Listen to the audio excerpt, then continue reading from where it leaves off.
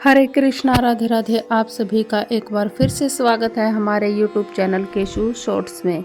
और आज की वीडियो में हम कार्तिक मास की कथा के अध्याय 6 का पाठ करेंगे।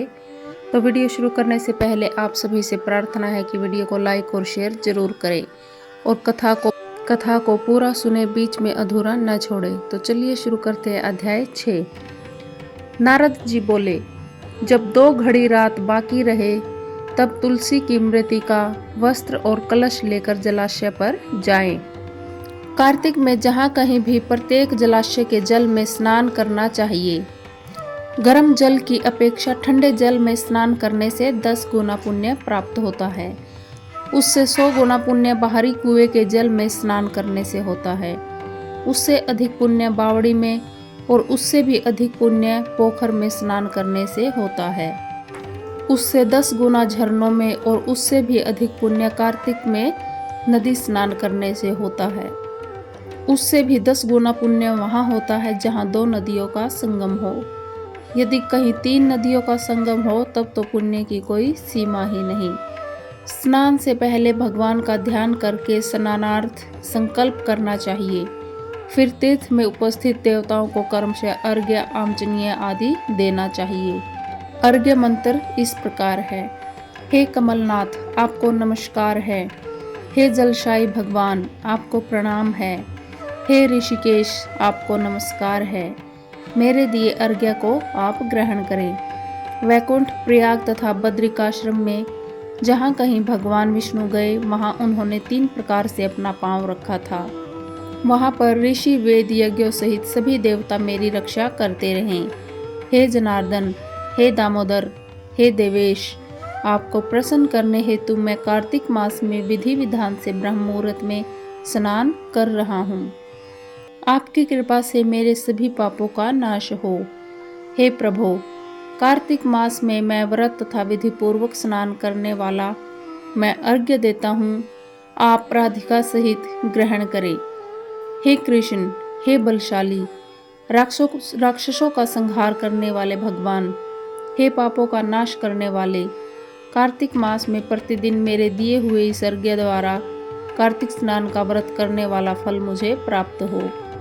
तत्पश्चात विष्णु, शिव और सूर्य का ध्यान करके जल में प्रवेश कर नाभि के बराबर जल में खड़े होकर विधि पूर्वक स्नान करना चाहिए। गृहस्थी को तिल और आंवले का चूर्ण लगाकर तथा विधवा स्त्री या यति को तुलसी की जड़ की मिट्टी लगाकर स्नान करना चाहिए। सप्तमी, अमावस्या, नवमी, त्रयोदशी, द्वितीया, दशमी आदि तिथियों को आंवला व तिल से स्नान करना वर्जित है। स्नान करते हुए निम्न शब्दों का उच्चारण करना चाहिए। जिस भक्ति भाव से भगवान ने देवताओं के लिए कार्य किए 3 प्रकार का रूप धारण किया था, वहीं पापों का नाश करने वाले भगवान विष्णु अपनी कृपा से मुझे पवित्र बनाए। जो अमनुष्य भगवान विष्णु की आज्ञा से कार्तिक व्रत करता है उसकी इंद्र आदि सभी देवता रक्षा करते हैं, इसलिए वह मुझको पवित्र करे। बीजों, रहस्यों तथा यज्ञों सहित वेदों के मंत्र, कश्यप आदि ऋषि, इंद्र आदि देवता मुझे पवित्र करें। अदिति आदि सभी नारियां, यज्ञ, सिद्ध, सर्प और समस्त औषधियां वह तीनों लोकों के पहाड़ मुझे पवित्र करें। इस प्रकार कहकर स्नान करने के बाद मनुष्य को हाथ में पवित्रणी धारण करके देवता, ऋषि, मनुष्य तथा पितरों का विधि पूर्वक तर्पण करना चाहिए। तर्पण करते समय तर्पण में जितने तिल रहते हैं उतने वर्ष पर्यंत व्रती के पितृगण स्वर्ग में वास करते हैं। उसके बाद व्रती को जल से निकलकर शुद्ध वस्त्र धारण करने चाहिए। सभी तीर्थों के सारे कार्यों से निवृत्त होकर पुनः भगवान विष्णु का पूजन करना चाहिए।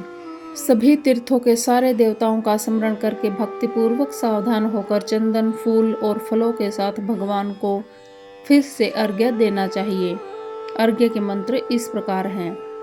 मैंने पवित्र कार्तिक मास में स्नान किया है। हे विष्णु, राधा के साथ आप मेरे दिए अर्घ्य को ग्रहण करें।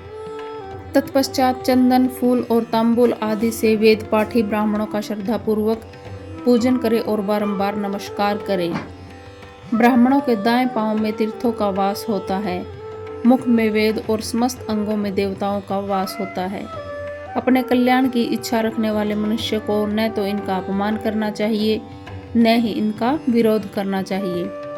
फिर एकाग्रचित होकर भगवान विष्णु की प्रिय तुलसी जी की पूजा करनी चाहिए और उनकी परिक्रमा करके उनको प्रणाम करना चाहिए। हे देवी, हे तुलसी, देवताओं ने ही प्राचीन काल से तुम्हारा निर्माण किया है और ऋषियों ने तुम्हारी पूजा की है। हे विष्णु प्रिया तुलसी, आपको नमस्कार है। आप मेरे समस्त पापों को नष्ट करो। इस प्रकार जो मनुष्य भक्तिपूर्वक कार्तिक व्रत का अनुष्ठान करते हैं वे संसार के सुखों का भोग करते हुए अंत में मोक्ष को प्राप्त करते हैं। तो ये थी आज की कार्तिक मास की अध्याय 6 की कथा। अगर आपको वीडियो पसंद आई है तो वीडियो को लाइक करें और शेयर करें। भगवान श्री विष्णु आप सभी के ऊपर अपनी कृपा बनाए रखे। हरे कृष्णा।